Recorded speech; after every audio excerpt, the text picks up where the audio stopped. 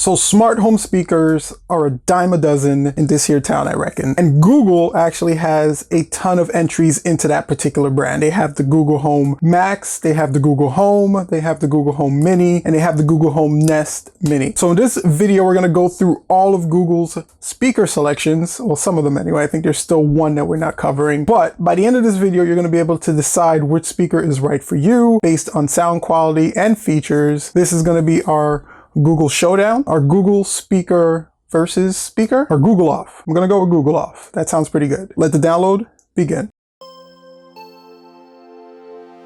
So if you're new here and you want to learn how to use and troubleshoot devices, plus some other cool tech stuff, we can help. All you need to do is hit that subscribe button and that bell for notifications so you don't miss when we release some cool, helpful content. So right off the bat, we're going to just kick it off with the differences between the Google Home Mini and the Google Home Ness Mini, because these are probably the two speakers that most people are going to purchase because they're cost effective and they actually just kind of fit in any area that you want. We're also going to take a look at the Google Home Max and then the regular Google Home as well, just to kind of round it out completely. But I have a feeling that these two speakers are going to be the ones that people debate the most about on which one to purchase. So let's go over a couple of the differences between the two. And there's not really many differences aesthetically. At least you can see that they look just about the same. When I was actually looking at this one, which is the older Google Home Mini, it actually looked a little bit smaller to me than the Google Home Nest Mini, but that may just be, me kind of seeing things. The two actually kind of match up pretty well. They both have the fabric display across the top. They both have capacitive touch controls, which means you can just basically tap on the actual device itself to lower and raise the volume. Google is saying that the new Nest Mini actually is made from 35% more recyclable products. So if you're an environmental person and that does it for you, then this is definitely a good product to buy. And of course, both speakers support the Google Assistant. They're waiting for your commands here. And if you flip them over to the back, you can see that there's actually a switch on both devices. And what that switch does is it enables that Google Assistant to not listen. So you would have to physically prompt the Google Assistant to enable it. And that's really just for privacy reasons. If some people just don't want their speaker consistently just listening for a Google command, you can actually just turn that off there. So now setup for these devices is really simple. You just have to download the Google Home application itself, launch the app, log in, and let the app search, make sure both speakers or whichever speaker you have is connected, and you can see that it pops it right up. And all you really need to do is just next all the way through. It's going to go ahead and connect to the speaker itself. It's going to pair the speaker to your Google Home application. Once the speaker is paired to your Google Home application, you would just go in and you now have full access to the speaker itself.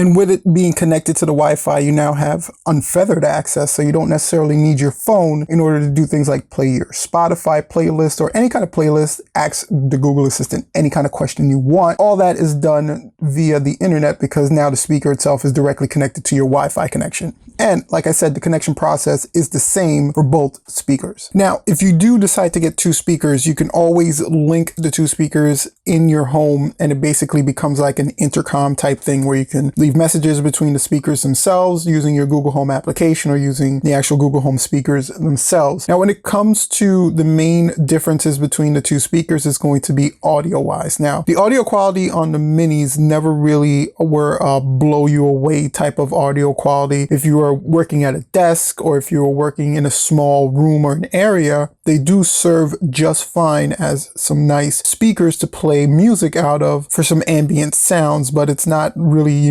blast speaker audiophile type of thing that you're going to get from these two speakers. That's more of the Google Home Max that we're going to talk about a little bit later. But I'm going to show you the differences, or let you hear the differences between the two speakers, because the original Google Home has a 40mm drive that is basically going to give you some nice powerful bass for the size of the speaker itself, and it's offering a 360-degree sound that Google says is going to sound like a simulated type of surround sound. And with the new Google Home Mini Nest, they're saying that this speaker is actually about 2 times louder and better with bass than the older minis. So let's do a quick audio comparison so you guys can hear. Hopefully it comes through on the mic. I'm going to get it as close as possible so you guys can kind of hear the differences between the two.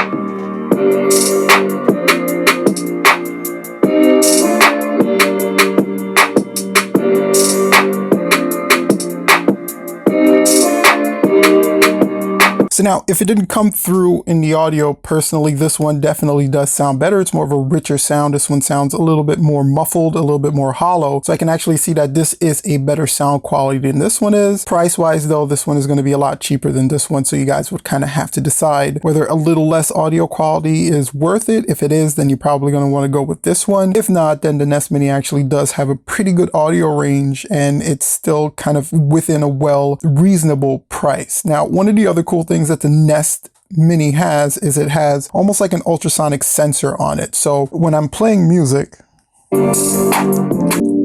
so when I approach the device, you can actually see that it kind of lights up to indicate the kind of volume range that's currently on the device itself.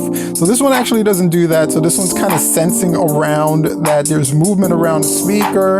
It's lighting up, and it gives you the ability to kind of control the volume just by tapping.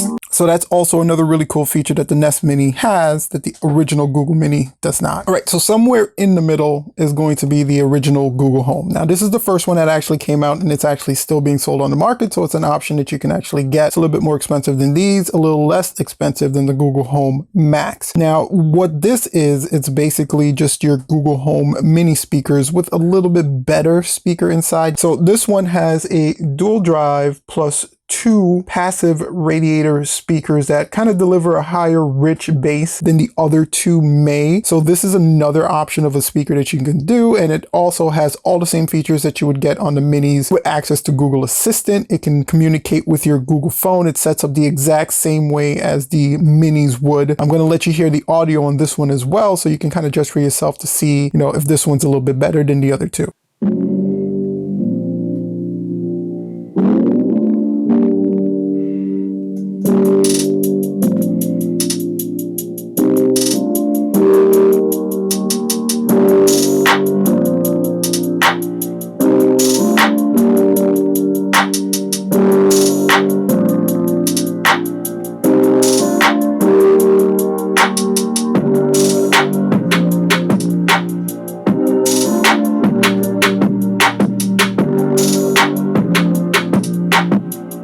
Now, I can kind of tell you right off the bat that this one definitely does have more bass than you're going to get from the 2 minis. So this is actually a pretty good choice if you want a nice crisp bass, nice crisp sound, but don't want to spend the Google Home Max money. You have this kind of intermediate, the middle device here that will kind of work out pretty well versus buying the 2 minis. So now if you're looking for sound quality, if you're looking for high fidelity, if you're looking for bass, if you're looking just to get the best possible sound you can get out of a Google speaker, this is going to be it. This is like the granddaddy of all the speakers that I've shown you so far. This is the Google Home Max. It's worth or cost Max money, so it's not going to be cheap, but I found that the audio quality on this thing is really phenomenal. It can get really super loud. It can get super loud without any kind of tinniness or any kind of weirdness to the audio that you're hearing, and it provides some really good bass as well. Also has the same kind of fabric design that you've seen with the other speakers, with the fabric on top and the kind of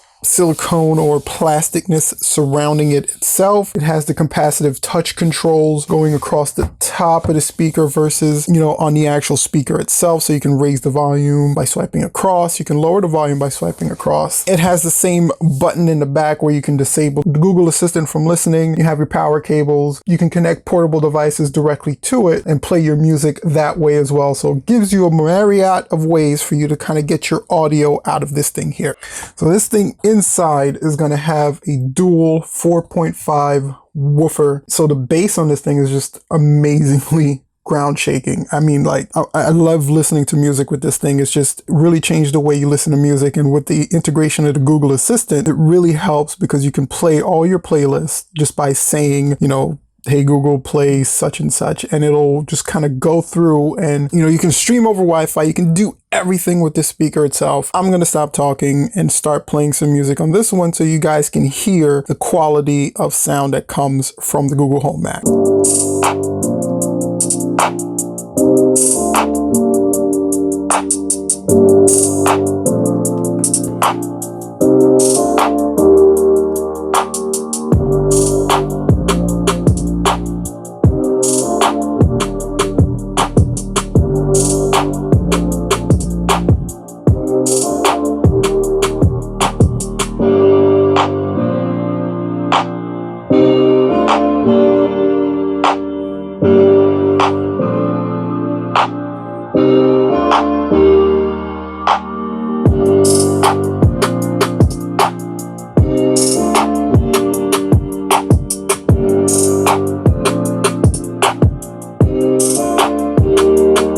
So now when it really comes down to it, the question is which speaker is right for you. And it really does depend on what either audio quality you're looking for, because all these speakers, no matter the different ranges that they are, have the same functionalities. Basically, all of them communicate with the Google Assistant, all of them link to your Google applications, all of them are able to stream music, your playlists, YouTube, all that cool stuff that you're able to do with all the speakers is interchangeable between these two, this one and the Max itself. So it really just comes down to audio quality. And that's one of the main reasons I wanted you guys to kind of hear what the audio fidelity of the three speakers are. Definitely going from best to worst, you're going to have the Google Max, which is just going to give you superb audio quality. You're going to have the Google Home, which gives you some really nice bass compared to the minis. The Ness Mini is going to give you the best quality between the two minis. So Max, Home, Ness, Mini. And that's going to be kind of the rundown of the speakers if you're caring about audio quality. If it's just feature sets, then you're probably going to want to go between these two. If you do want something in the middle but not spending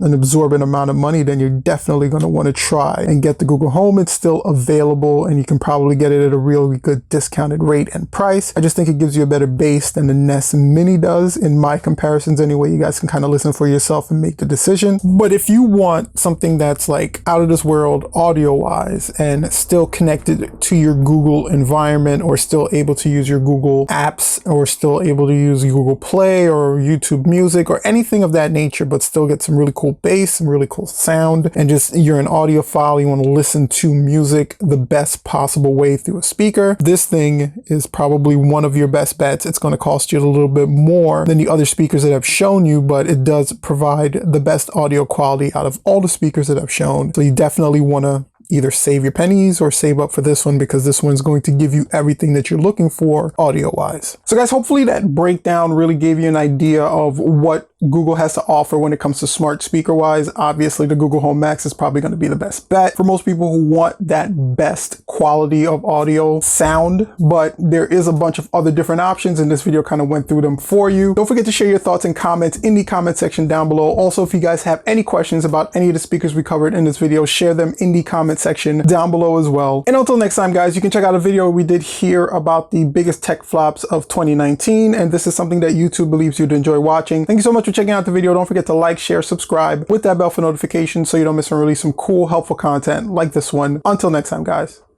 peace.